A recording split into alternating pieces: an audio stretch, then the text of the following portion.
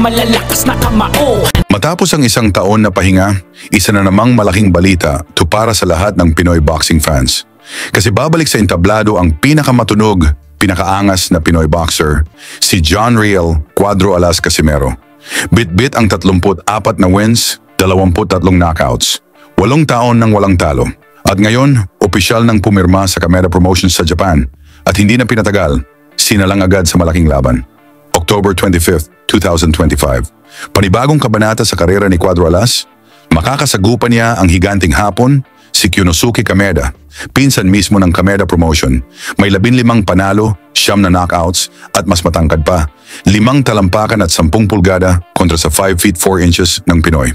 Hindi ito madaling laban sa ating Pinoy dahil si Kameda ay subok na sa malaking laban dahil nakatapat na nito ang number 1 contender na si David Picasso sa dikit na desisyon kung saan ito ang makalaban ni Inoue at ang number 1 contender na si Luis Nery, yung unang nagpabagsak kay Inoue.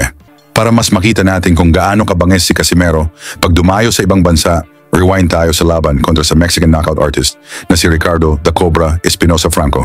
23 wins, 20 knockouts. Alaga pa ni Juan Manuel Marquez at sinasabing susunod sa kanyang yapak. Venue, Carson, California. Title, WBO Interim. At dehado grabe si Casimero dito, halos wala nang pumusta sa kanya. Round 1. Mainit agad ang aksyon, parang gusto na nilang tapusin agad sa knockout ang laban.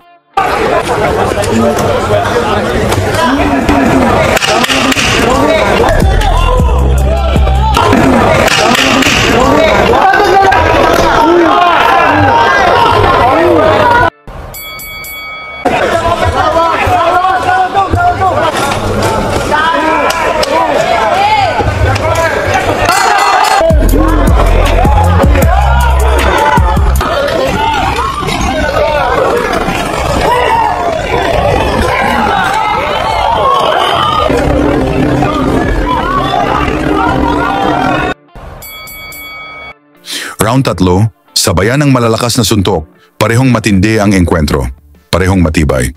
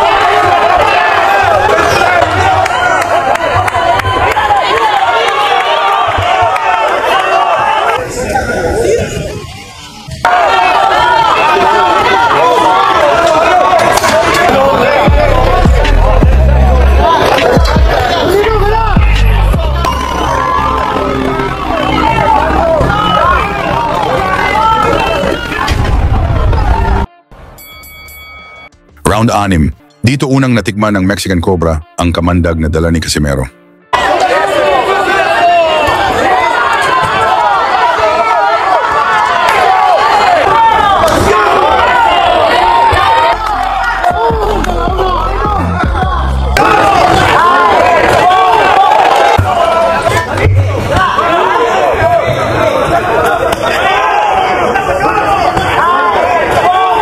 Bagsak si Franco mula sa kombinasyon. Tumayo pa pero halatang nasaktan.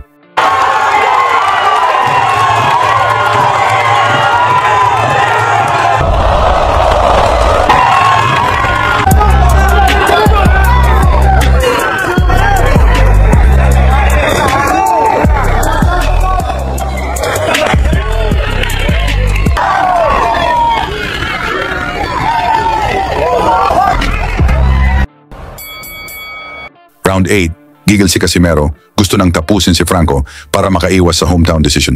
Ngunit matibay talaga itong si Franco.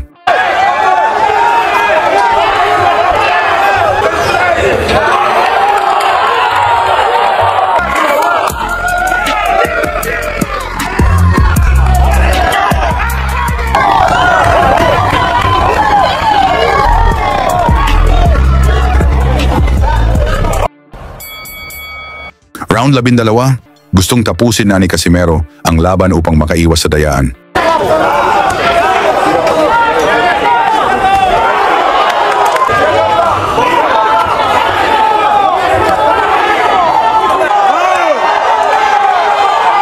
Sunod-sunod na bomba ni Cuadro Alas. Bagsak ulit si Franco. Tumayo pa pero lutang na ang kaluluwa.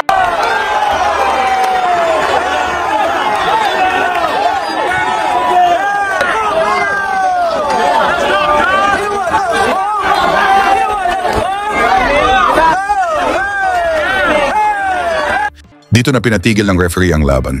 TKO win para kay Casimero. Ang kinatatakutang Cobra ay nagmistulang bulate na binudbura ng asin. Ngayon tanong ko sa inyo, kung suntok ni Casimero ang dumapo kay Naoya Inoue, matatapos pa kaya ng monster ang laban? I-komento nyo na sagot nyo at huwag kalimutan i-drop ang inyong location para makita natin kung hanggang saan na umabot ang suporta ng mga Pinoy para sa laban ni Cuadro Alas kontra Kameda ngayong Oktubre 25, 2025. Lagi niyong sundan, huwag magpapahuli. Pag-usapan ni bakbakan, balita niya at laban. Mga Pinoy na di nagpapagapi. Salamat sa mga suporta na lagi nandyan.